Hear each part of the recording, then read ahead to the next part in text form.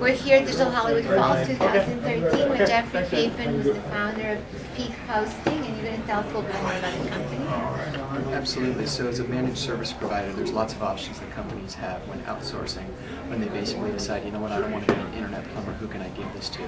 They can either avoid building it themselves, or they can try looking at different cloud options. Cloud basically broadly being defined as another problem. Downside with that is that a lot of companies are basically giving you APIs and facts and GUIs for your staff to be able to do, not for your staff to be able to own the entire technical operations department. What we provide instead is an entire turnkey department, about 17 different disciplines that you need to run a data center, from security to storage to network to database administration, management, monitoring. There's so many elements that you don't get when you outsource that Peak has decided that we are going to be moving up the model and trying to provide more value and go deeper into the customer's environment, rather than just giving them an API, a FAQ, or a GUI to solve their own problems. And what is some of the value that customers are looking for that you will be providing? Thank you. So there's many options that folks have. I mean, if you look at Intel CPUs, they're pretty much created equal. If you look at the amount of horsepower that you get in systems in the cloud, it's relatively small. What Peak provides is purpose-built, dedicated hardware, meaning that it's single tenant, that there's only one person on the box, so that you're not competing with resources with other folks. People have asked me to describe the cloud in a non-technical way, and I've said, imagine Thunderdome, but instead of two people battling it out, you've got 50 or 100 different companies battling for system resources. One of the ways that Peak is different is that we actually only have one customer who can virtualize their servers, and they can carve it up in ways that make sense for them, that they don't have to worry about some noisy neighbor sucking down all their resources. Another thing that's different is that even a decade ago, 10 years ago, we actually solved the problem of how to have component failure not escalate into service failure. Now when you look at the cloud, what companies are being told is that if your application can't survive a hardware crashing, something's wrong with you. I'm not sure how we had this fundamental shift where this tail started wagging the dog, where component failure can now escalate into service failure. So what we've done at Peak is we've designed a system where we can actually maintain it without taking it offline. It's interesting that in the service industry, everyone promises 100% uptime, but then they carve out maintenance windows and emergency maintenance windows in order to be down, which is like saying, hey honey, I promise to be faithful unless I tell you I'm cheating.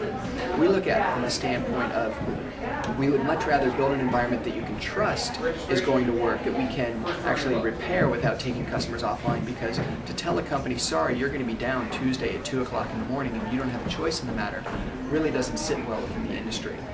The other thing is really about the subject matter expertise. When you look at a Peak staffer, we average about 15 years of industry experience, as opposed to the industry average closer to 2 to 3.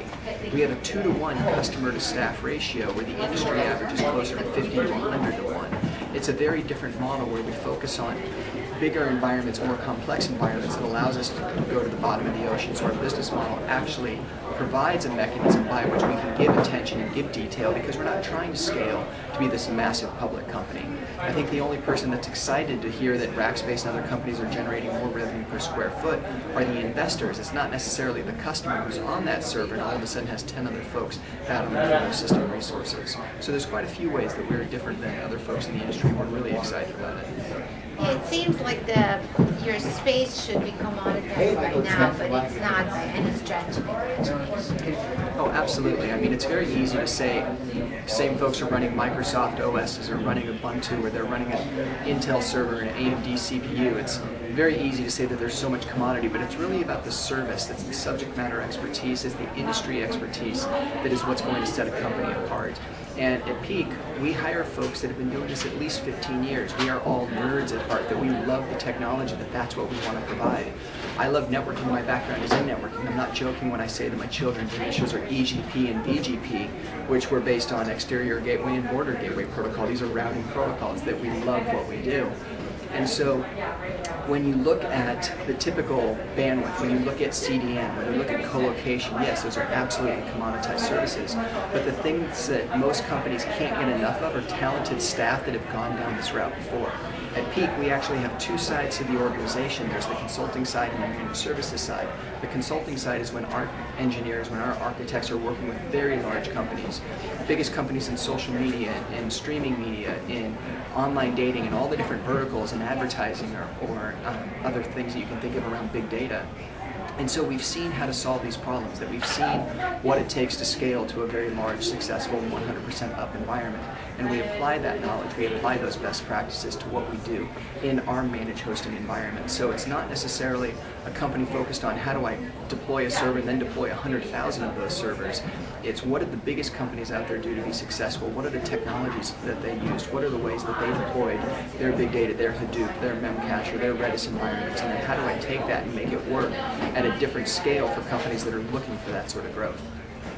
Thank you very much for sharing that with our companies, because everyone's still very interested in managed hosting. Absolutely. Thank you for your time. Thank you. All right, cool.